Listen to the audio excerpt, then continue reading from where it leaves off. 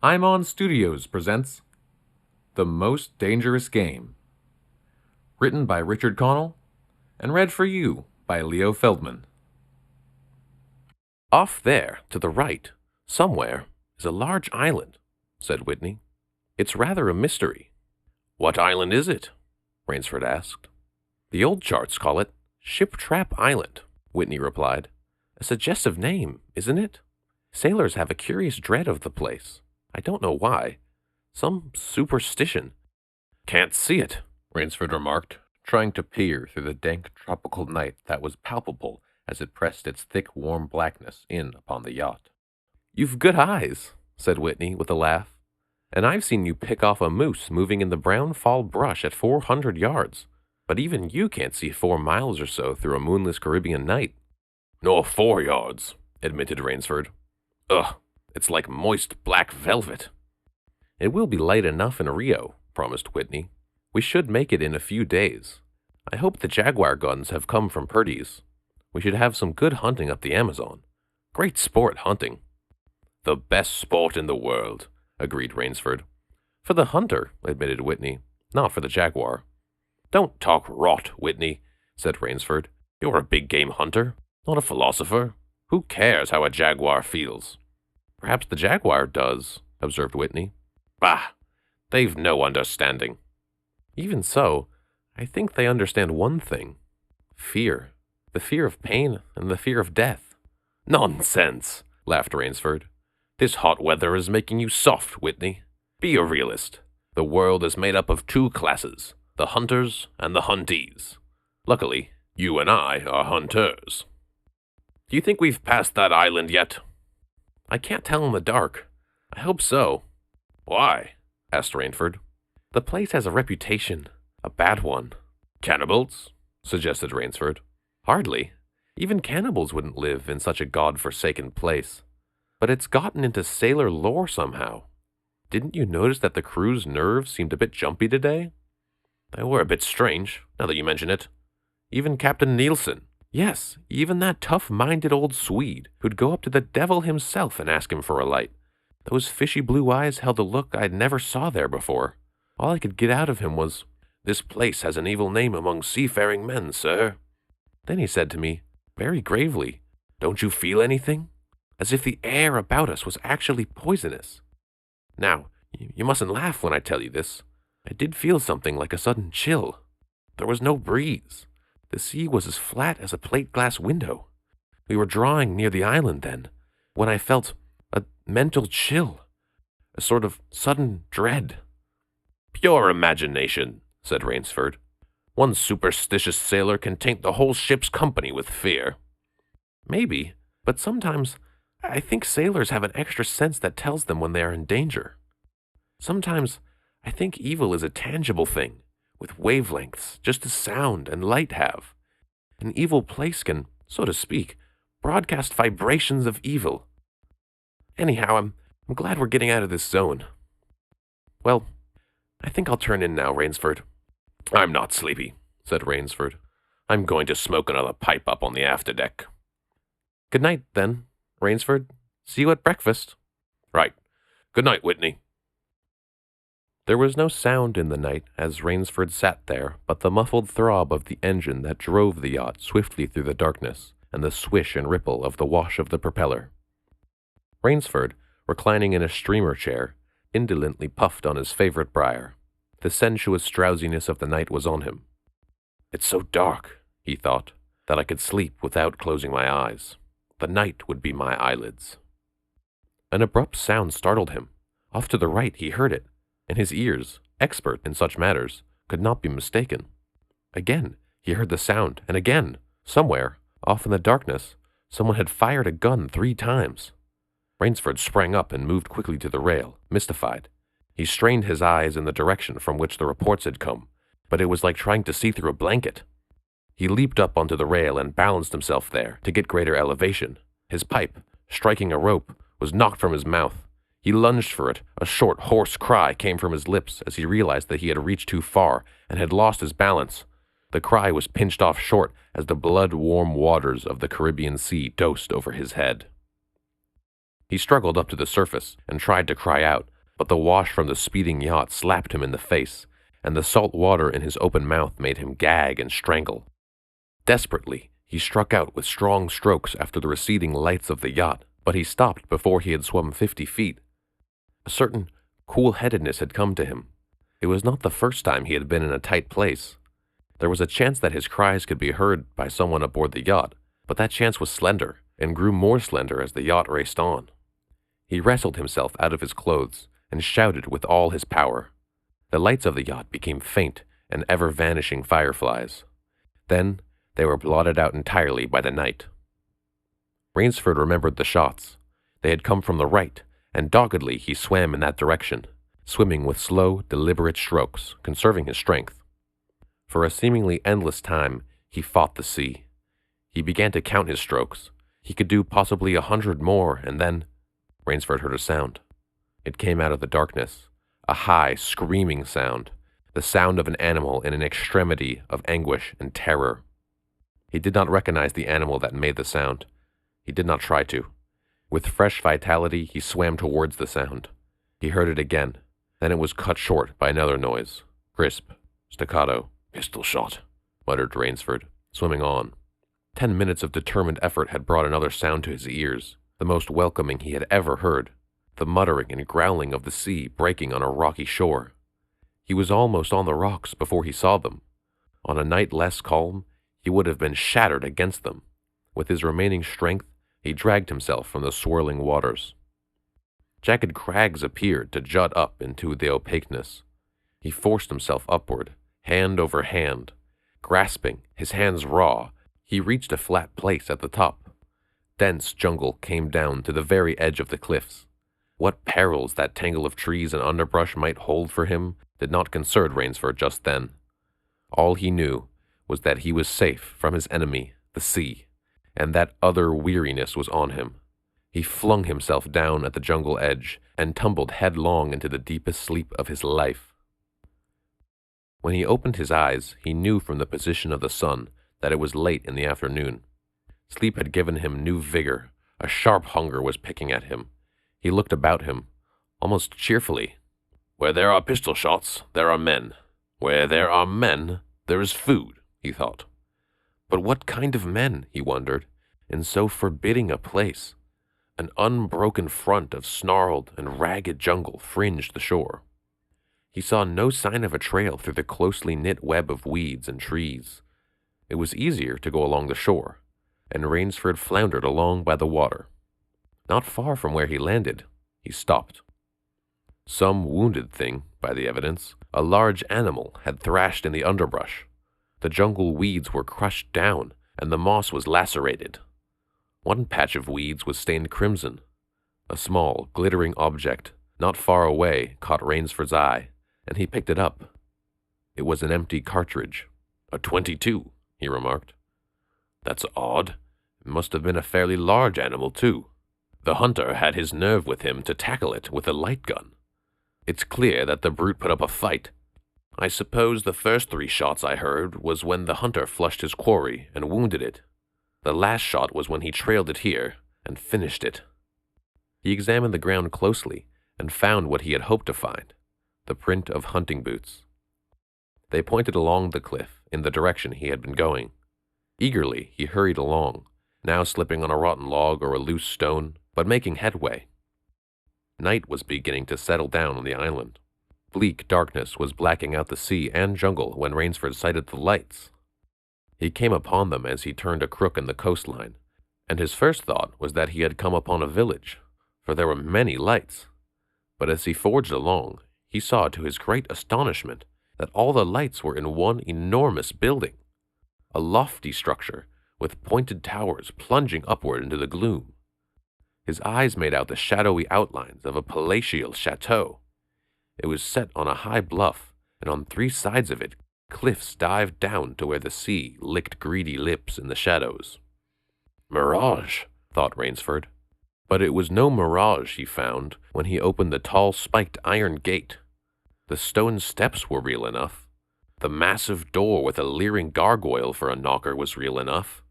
Yet above it all hung an air of unreality. He lifted the knocker and creaked it up stiffly as if it had never been used before. He let it fall, and it startled him with its booming loudness. He thought he heard steps within. The door remained closed. Again, Rainsford lifted the heavy knocker and let it fall. The door opened then, opened as suddenly as if it were on a spring, and Rainsford stood blinking in the river of glaring gold light that poured out. The first thing Rainsford's eyes discerned was the largest man Rainsford had ever seen. A gigantic creature, solidly made and black-bearded to the waist. In his hand, the man held a long-barreled revolver, and he was pointing it straight at Rainsford's heart. Out of the snarl of beard, two small eyes regarded Rainsford. "Don't be alarmed," said Rainsford, with a smile which he hoped was disarming. "I'm no robber. I fell off a yacht. My name is Sanger Rainsford, of New York City." The menacing look in the eyes did not change, the revolver pointing as rigidly as if the giant were a statue. He gave no sign that he understood Rainsford's words, or that he had even heard them. He was dressed in uniform, a black uniform trimmed with a gray astrakhan. "I'm Sanger Rainsford, of New York," Rainsford began again. "I fell off a yacht. I am hungry." The man's only answer was to raise his thumb to the hammer of his revolver. Then Rainsford saw the man's free hand go to his forehead in a military salute, and he saw him click his heels together and stand at attention. Another man was coming down the broad marble steps, an erect, slender man in evening clothes. He advanced to Rainsford and held out his hand. In a cultivated voice, marked by a slight accent that gave it more precision and deliberateness, he said, "It is a very great pleasure and honor to welcome Mr. Sanger Rainsford, the celebrated hunter, to my home." Automatically, Rainsford shook the man's hand.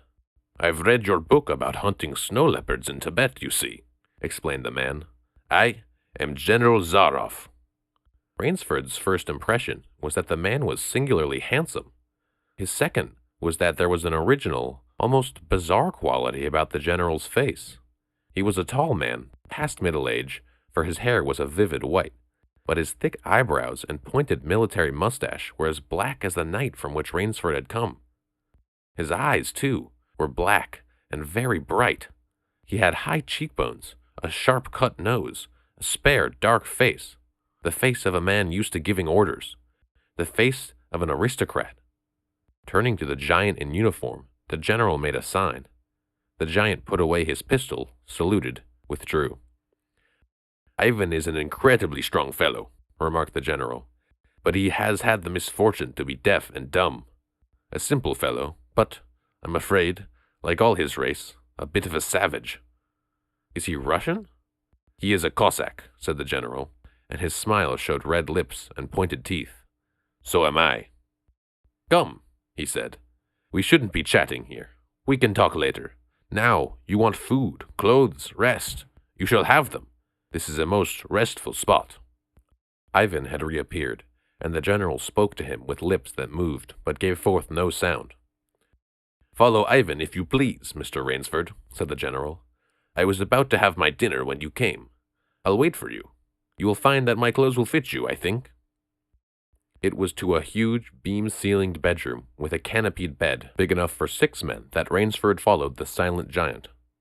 Ivan laid out an evening suit, and Rainsford, as he put it on, noticed that it came from a London tailor who ordinarily cut and sewed for none below the rank of duke. The dining room, to which Ivan conducted him, was in many ways remarkable. There was a medieval magnificence about it.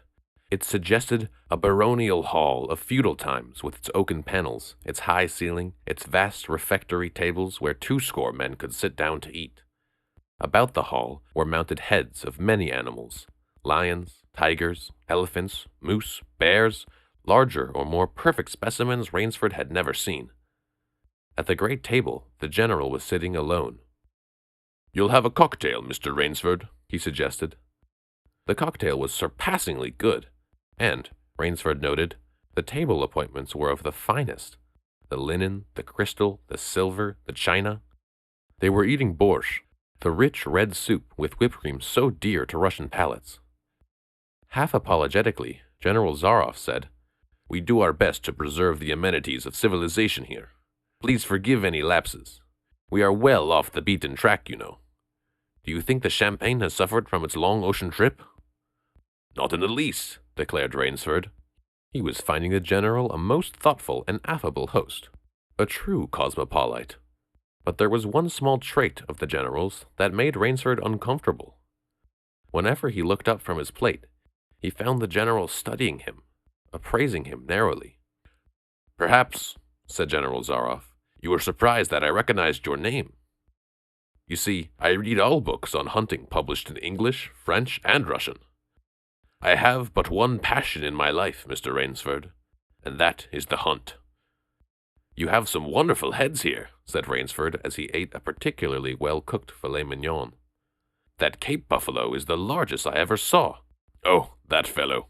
Yes, he was a monster." "Did he charge you?" "Hurled me against a tree," said the general. "Fractured my skull, but I got the brute." "I always thought," said Rainsford, "that the Cape buffalo is the most dangerous of all big game." For a moment the general did not reply. He was smiling his curious red-lipped smile. Then he said slowly, "No, you are wrong, sir. The Cape buffalo is not the most dangerous big game." He sipped his wine. "Here in my preserve on this island," he said in the same slow tone, "I hunt more dangerous game." Rainsford expressed his surprise. "Is there big game on this island?" The general nodded. "The biggest." "Really?" "Oh, it isn't here naturally, of course. I have to stock the island." "What have you imported, General?" Rainsford asked. "Tigers?" The general smiled. "No," he said. "Hunting tigers ceased to interest me some years ago. I exhausted their possibilities, you see. No thrill left in tigers. No real danger. I live for danger, Mr. Rainsford." The general took from his pocket a gold cigarette case and offered his guest a long black cigarette with a silver tip. It was perfumed and gave off a smell like incense. "We will have some capital hunting, you and I," said the general. "I shall be most glad to have your society." "But what game?" began Rainsford. "I'll tell you," said the general. "You will be amused, I know. I think I may say, in all modesty, that I have done a rare thing. I have invented a new sensation. May I pour you another glass of port?" "Thank you, General." The general filled both glasses and said, "God makes some men poets. He makes some kings, some beggars. Me, he has made a hunter. My hand was made for the trigger, my father said.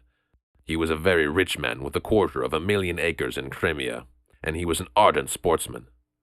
When I was only 5 years old, he gave me a little gun, specially made in Moscow for me to shoot sparrows with. When I shot some of his prized turkeys with it, he did not punish me. He complimented me on my marksmanship.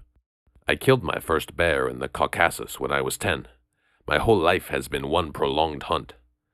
I went into the army. It was expected of noblemen's sons, and for a time commanded a division of Cossack cavalry. But my real interest was always the hunt. I have hunted every kind of game in every land. It would be impossible for me to tell you how many animals I've killed." The general puffed at his cigarette. "After the debacle in Russia, I left the country, for it was imprudent for an officer of the Tsar to stay there. Many noble Russians lost everything. I, luckily, had invested heavily in American securities, so I shall never have to open a tea room in Monte Carlo or drive a taxi in Paris. Naturally, I continued to hunt. Grizzlies in your Rockies, crocodiles in the Ganges, rhinoceroses in East Africa. It was in Africa that the Cape buffalo hit me and laid me up for 6 months. As soon as I recovered, I started for the Amazon to hunt jaguars, but I heard they weren't unusually cunning. They weren't." The Cossack sighed. "They were no match at all for a hunter with his wits about him and a high-powered rifle. I was bitterly disappointed. I was lying in my tent with a splitting headache one night when a terrible thought pushed its way into my mind. Hunting was beginning to bore me, and hunting, remember, had been my life. I have heard that in America, businessmen often go to pieces when they give up the business that has been their life." "Yes, that's so," said Rainsford. The general smiled. "I had no wish to go to pieces," he said. "I must do something. Now mine is an analytical mind, Mr. Rainsford. Doubtless that is why I enjoy the problems of the chase. No doubt, General Zaroff. So, continued the general, I have asked myself why the hunt no longer fascinates me. You are much younger than I, Mr. Rainsford, and have not hunted as much. But perhaps you can guess the answer? What was it? Simply this. Hunting had ceased to be what you call a sporting proposition. It had become too easy. I always got my quarry. Always. There is no greater bore than perfection. The general lit a fresh cigarette. No animal had a chance with me anymore. That is no boast. It is a mathematical certainty. The animal had nothing but its legs and its instincts. Instinct is no match for reason. When I thought of this, it was a tragic moment for me, I can tell you. Rainsford leaned across the table, absorbed in what his host was saying. It came to me as an inspiration what I must do, the general went on. And that was? The general smiled with the quiet smile of one who has faced an obstacle and surmounted it with success. I had to invent a new animal to hunt, he said. A new animal? You're joking! Not at all, said the general. I never joke about hunting. I needed a new animal, so I found one. So I bought this island, built this house, and here I do my hunting. The island is perfect for my purposes. There are jungles with a maze of traits in them, hills, swamps. But the animal, General Zaroff? Oh, said the general. It supplies me with the most exciting hunting in the world. No other hunting compares with it for an instant. Every day I hunt, and I never grow bored, for I now have a quarry with which I can match my wits. Rainsford's bewilderment showed in his face. I wanted the ideal animal to hunt, explained the general. So I said, what are the attributes of an ideal quarry?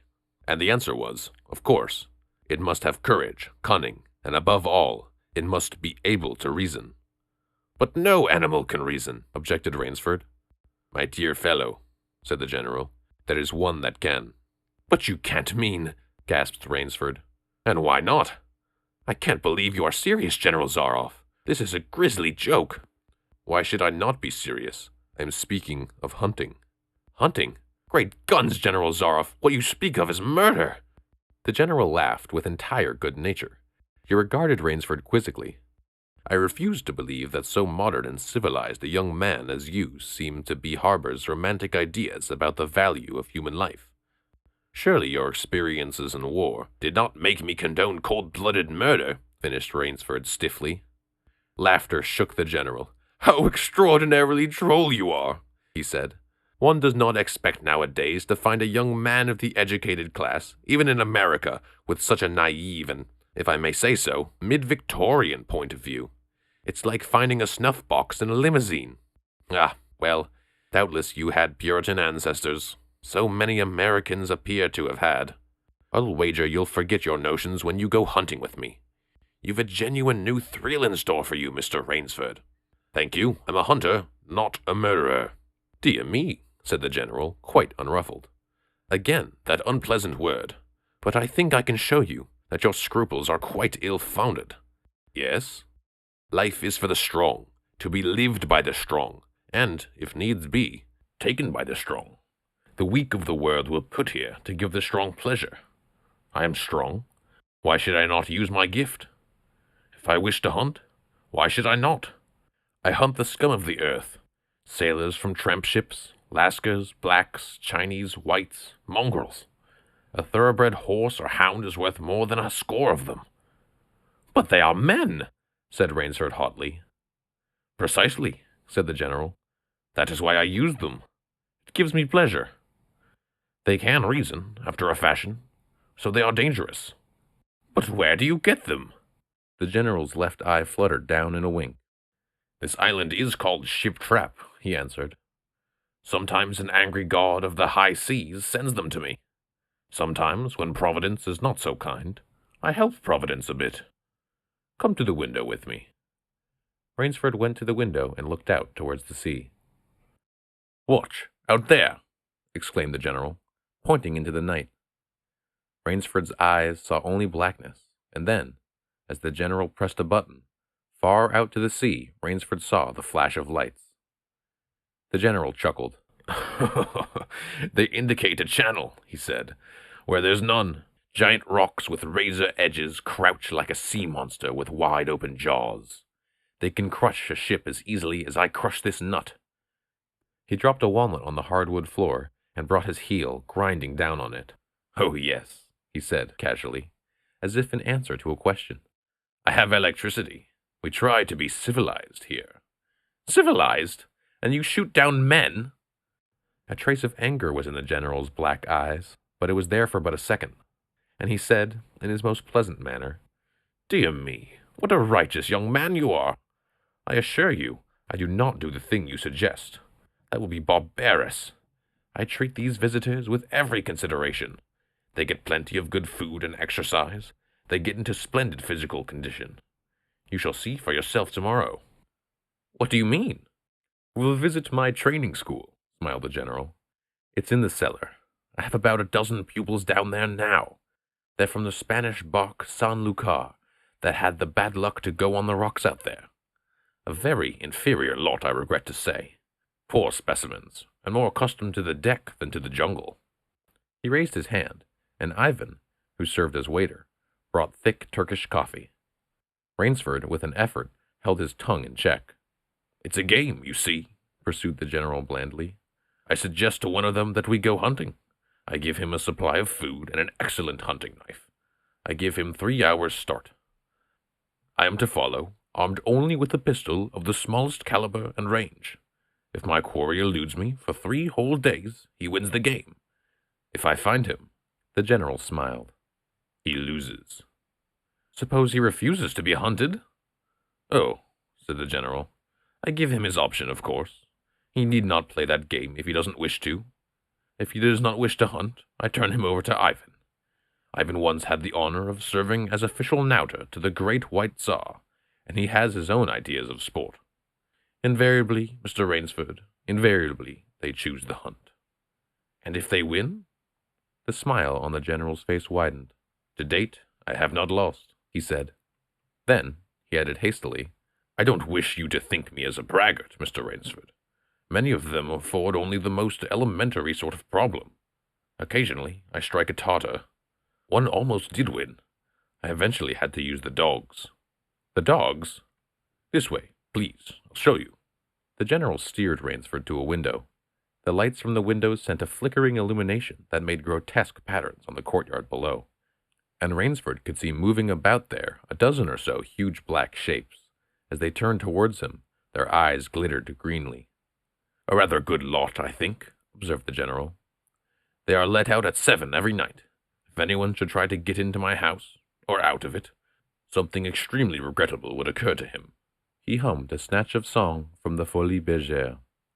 "And now," said the general, "I want to show you my new collection of heads. Will you come with me to the library?" "I hope," said Rainsford, "that you will excuse me tonight, General Zaroff. I'm really not feeling well." "Ah, indeed?" the general inquired solicitously. "Well, I suppose that's only natural after your long swim. You need a good restful night's sleep. Tomorrow you'll feel like a new man, I'll wager. Then we'll hunt, eh? I've one rather promising prospect." Rainsford was hurrying from the room. "Sorry you can't go with me tonight," called the general. "I expect rather fair sport. A big, strong, black. He looks resourceful. Well, good night, Mr. Rainsford. I hope you have a good night's rest." The bed was good, and the pajamas of the softest silk, and he was tired in every fiber of his being, but nevertheless, Rainsford could not quiet his brain with the opiate of sleep. He lay, eyes wide open. Once he thought he heard stealthy steps in the corridor outside his room. He sought to throw open the door. It would not open. He went to the window and looked out. His room was high up in one of the towers. The lights of the chateau were out now, and it was dark and silent. But there was a fragment of sallow moon, and by its wan light he could see, dimly, the courtyard. There, weaving in and out in the pattern of shadow, were black, noiseless forms. The hounds heard him at the window, and they looked up expectantly with their green eyes. Rainsford went back to bed and lay down. By many methods he tried to put himself to sleep. He had achieved a doze when, just as morning began to come, he heard, far off in the jungle, the faint report of a pistol. General Zaroff did not appear until luncheon. He was dressed faultlessly in the tweeds of a country squire. He was solicitous about the state of Rainsford's health. "As for me," sighed the general, "I do not feel so well. I am worried, Mr. Rainsford. Last night I detected traces of my old complaint." To Rainsford's questioning glance, the general said, "Ennui. Boredom." Then, taking a second helping of crepe Suzette, the general explained, "The hunting was not good last night. The fellow lost his head. He made a straight trail that offered no problems at all. It's the trouble with these sailors. They have dull brains to begin with, and they do not know how to get about in the woods. They do excessively stupid and obvious things. It's most annoying. Will you have another glass of Chablis, Mr. Rainsford?" "General," asked Rainsford firmly, "I wish to leave this island at once." The general raised his thickets of eyebrows. He seemed hurt. "But my dear fellow," the general protested, "you've only just come. You've had no hunting." "I wish to go today," said Rainsford. He saw the dead black eyes of the general on him, studying him. General Zaroff's face suddenly brightened. He filled Rainsford's glass with venerable Chablis from a dusty bottle. "Tonight," said the general, "we will hunt, you and I." Rainsford shook his head. "No, General," he said, "I will not hunt." The general shrugged his shoulders and delicately ate a hothouse grape. "As you wish, my friend," he said. "The choice rests entirely with you. But I may not venture to suggest that you will find my idea of sport more diverting than Ivan's." He nodded towards the corner, where the giant stood, scowling, his thick arms crossed on his hogshead of chest. "You don't mean—" cried Rainsford.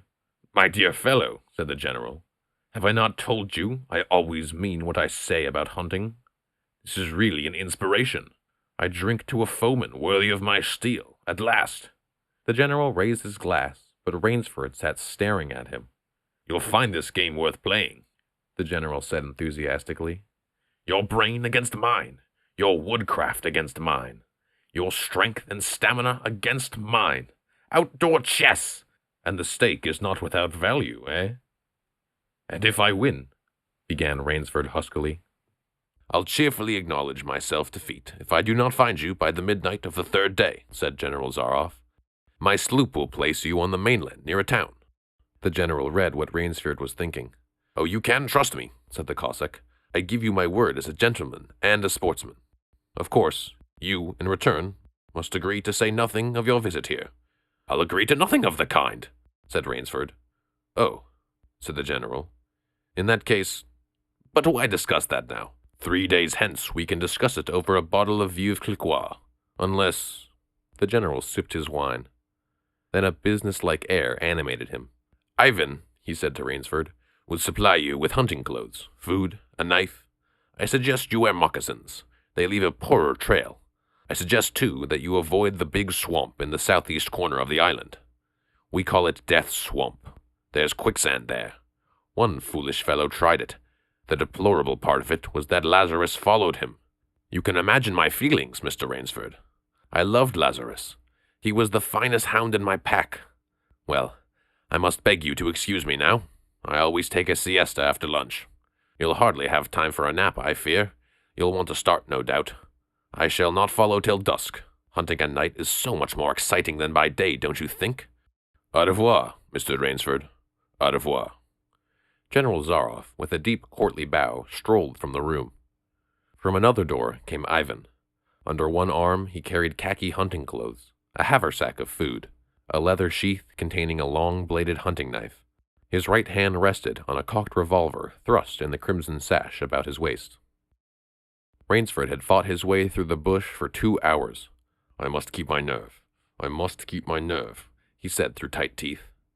He had not been entirely clear-headed when the chateau gates had snapped shut behind him. His whole idea at first was to put distance between himself and General Zaroff, and, to this end, he had plunged along, spurred on by the sharp rowers of something very like panic.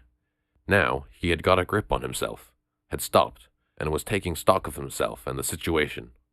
He saw that straight flight was futile. Inevitably, it would bring him face to face with the sea. He was in a picture with a frame of water, and his operations clearly must take place within that frame. "I'll give him a trail to follow," muttered Rainsford, as he struck off from the rude path he had been following into the trackless wilderness. He executed a series of intricate loops. He doubled on his trail again and again, recalling all the lore of the fox hunt, and all the dodges of the fox. Night found him leg-weary, with hands and face lashed by the branches on a thickly wooded ridge. He knew it would be insane to blunder on through the dark, even if he had the strength. His need for rest was imperative, and he thought, "I have played the fox. Now I must play the cat of the fable." A big tree with a thick trunk and outspread branches was nearby, and, taking care not to leave the slightest mark, he climbed up into the crotch, and stretching out on one of the broad limbs, after a fashion, rested. Rest brought him new confidence and almost a feeling of security. Even so zealous a hunter as General Zaroff could not trace him here, he told himself. Only the devil himself could follow that complicated trail through the jungle after dark. But perhaps the general was a devil. An apprehensive night crawled slowly by like a wounded snake, and sleep did not visit Rainsford, although the silence of a dead world was on the jungle. Tomorrow morning, when a dingy gray was varnishing the sky, the cry of some startled bird focused Rainsford's attention in that direction. Something was coming through the bush, coming slowly, carefully, coming by the same winding way Rainsford had come. He flattened himself down on the limb, and through a screen of leaves, almost as thick as a tapestry, he watched. That which was approaching was a man. It was General Zaroff. He made his way along with his eyes fixed in utmost concentration on the ground before him. He paused, almost beneath the tree, dropped to his knees and studied the ground. Rainsford's impulse was to hurl himself down like a panther, but he saw the general's right hand held something metallic, a small automatic pistol. The hunter shook his head several times, as if he were puzzled. Then he straightened up, and took from his case one of his black cigarettes. Its pungent incense smoke floated up to Rainsford's nostrils. Rainsford held his breath. The general's eyes had left the ground and were traveling inch by inch up the tree. Rainsford froze there, every muscle tensed for a spring. But the sharp eyes of the hunter stopped before they reached the limb where Rainsford lay. A smile spread over his brown face. Very deliberately, he blew a smoke ring into the air.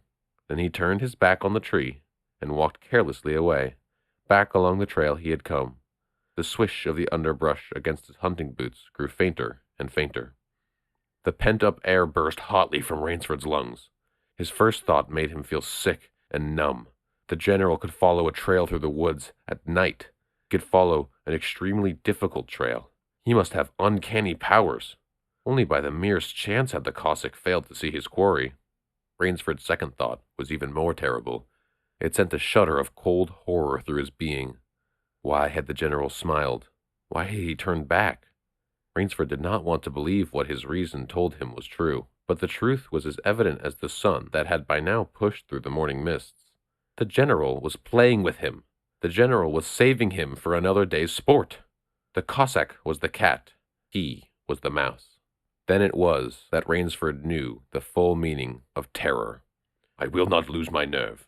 I will not." He slid down from the tree and struck off again into the woods. His face was set, and he forced the machinery of his mind to function. 300 yards from his hiding place, he stopped where a huge dead tree leaned precariously on a smaller, living one. Throwing off his sack of food, Rainsford took his knife from its sheath and began to work with all his energy. The job was finished at last, and he threw himself down behind a fallen log 100 feet away. He did not have to wait long. The cat was coming again to play with the mouse. Following the trail with the sureness of a bloodhound came General Zaroff. Nothing escaped those searching black eyes. No crushed blade of grass, no bent twig, no mark, no matter how faint, in the moss. So intent was the Cossack on his stalking that he was upon the thing Rainsford had made before he saw it. His foot touched the protruding bough that was the trigger. Even as he touched it, the general sensed his danger, and leaped back with the agility of an ape. But he was not quite quick enough.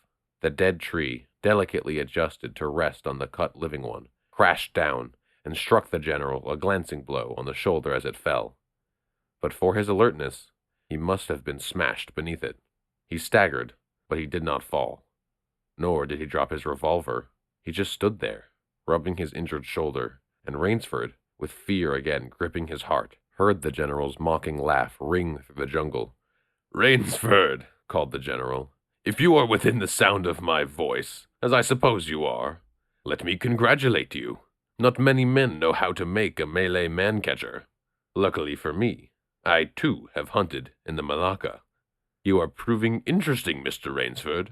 I am going now to have my wound dressed. It's only a slight one, but I shall be back. I shall be back. When the general, nursing his bruised shoulder, had gone, Rainsford took up his flight again. It was flight now, a desperate, hopeless flight that carried him on for some hours. Dusk came, then darkness, and still he pressed on. The ground grew softer under his moccasins.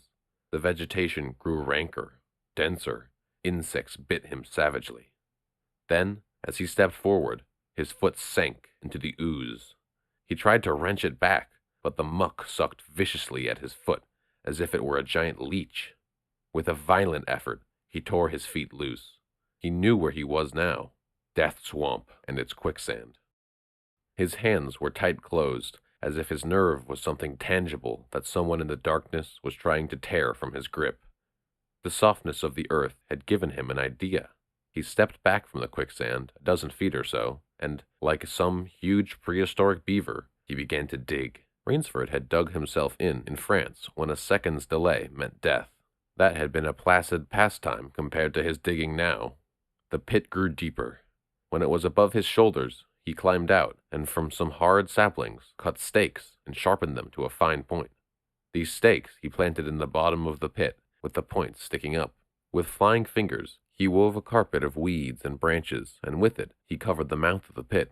Then, wet with sweat and aching with tiredness, he crouched behind the stump of a lightning-charred tree. He knew his pursuer was coming. He heard the padding sound of feet on the soft earth, and the night breeze brought him the perfume of the general's cigarette. It seemed to Rainsford that the general was coming with unusual swiftness. He was not feeling his way along, foot by foot. Rainsford, crouching there, could not see the general, nor could he see the pit. He lived a year in a minute. Then he felt an impulse to cry aloud with joy, for he heard the sharp crackle of breaking branches as the cover of the pit gave way. He heard the sharp scream of pain as the pointed stakes found their mark. He leaped up from his place of concealment, then cowered back. 3 feet from the pit, a man was standing with an electric torch in his hand. "You've done well, Mr. Rainsford," the voice of the general called. "Your Burmese tiger pit has claimed one of my best dogs. Again you score. I think, Mr. Rainsford, I'll see what you can do against my whole pack. I'm going home for a rest now.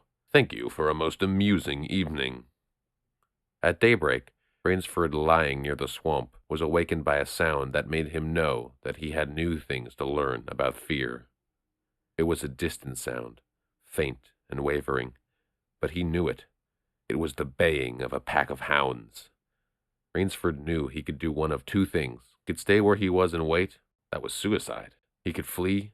That was postponing the inevitable. For a moment, he stood there, thinking. An idea that held a wild chance came to him, and tightening his belt, he headed away from the swamp. The baying of the hounds grew nearer, then still nearer, ever nearer. On a ridge, Rainsford climbed a tree. Down a watercourse, not a quarter of the mile away, he could see the bush moving. Straining his eyes, he saw the lean figure of General Zaroff just ahead of him. Rainsford made out another figure whose wide shoulders surged through the tall jungle weeds. It was the giant Ivan, and he seemed pulled forward by some unseen force. Rainsford knew that Ivan must be holding the pack in leash. They would be on him any minute now. His mind worked frantically. He thought of a native trick he had learned in Uganda. He slid down the tree. He caught hold of a springy young sapling, and to it he fastened his hunting knife with the blade pointing down the trail. With a bit of wild grapevine he tied back to the sapling. Then he ran for his life. The hounds raised their voices as they hit the fresh scent. Rainsford knew now how an animal at bay feels. He had to stop to get his breath. The baying of the hounds stopped abruptly, and Rainsford's heart stopped too. They must have reached the knife. He shinnied excitedly up a tree and looked back. His pursuers had stopped, but the hope that was in Rainsford's brain when he climbed died, for he saw in the shallow valley that General Zaroff was still on his feet. But Ivan was not. The knife, driven by the recoil of the springing tree, had not wholly failed. Rainsford had hardly tumbled to the ground when the pack took up the cry again. "Nerve! Nerve! Nerve!" he panted as he dashed along. A blue gap showed between the trees dead ahead. Even nearer drew the hounds. Rainsford forced himself on towards that gap. He reached it. It was the shore of the sea. Across a cove, he could see the gloomy gray stone of the chateau. 20 feet below him, the sea rumbled and hissed. Rainsford hesitated. He heard the hounds. Then he leapt far out into the sea. When the general and his pack reached the place by the sea, the Cossack stopped. For some minutes, he stood regarding the blue expanse of water. He shrugged his shoulders. Then he sat down, took a drink of brandy from a silver flask, lit a cigarette, and hummed a bit from Madame Butterfly. General Zaroff had an exceedingly good dinner in his great paneled dining hall that evening. With it, he had a bottle of Paul Roger and half a bottle of Chambertin. Two slight annoyances kept him from perfect enjoyment. One was the thought that it would be difficult to replace Ivan. The other was that his quarry had escaped him. Of course, the American hadn't played the game, so thought the general as he tasted his after-dinner liquor. In his library, he read, to soothe himself, from the works of Marcus Aurelius. At 10, he went up to his bedroom. He was deliciously tired, he said to himself, as he locked himself in. There was a little moonlight, so, before turning on his light, he went to the window and looked down at the courtyard. He could see the great hounds, and he called, "Better luck next time," to them. Then he switched on the light. A man, who had been hiding in the curtains of the bed, was standing there. "Rainsford!" screamed the general. "How in God's name did you get here?" "Swam," said Rainsford. "I found it quicker than walking through the jungle." The general sucked in his breath and smiled. "I congratulate you," he said. "You have won the game." Rainsford did not smile. "I am still a beast at bay," he said in a low, hoarse voice. "Get ready, General Zaroff." The general made one of his deepest bows. "I see," he said. "Splendid! One of us is to furnish a repast for the hounds. The other will sleep in this very excellent bed. On guard, Rainsford." He had never slept in a better bed, Rainsford decided. The end. I'm on Studios hopes you've enjoyed this program.